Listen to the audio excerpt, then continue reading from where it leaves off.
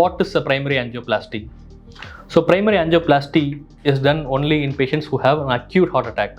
Say you have pain for less than 1 day duration.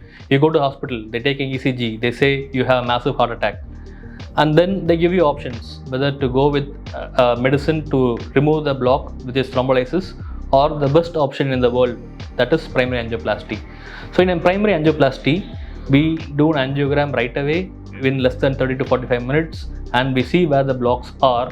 And then usually when you have a heart attack, hyperacute heart attack, it will be only in one vessel, and in that case we do a stenting right away.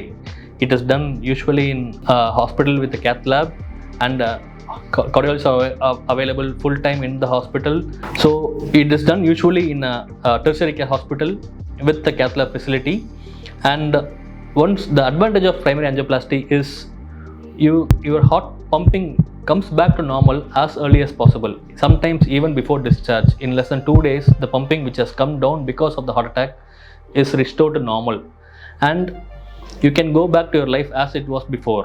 After you're done with the primary angioplasty and your heart pumping comes back to normal, you can there's no need for any extended period of breaks, and you can start your physical activity right away, maybe after a week, and you just have to take your regular tablets regularly.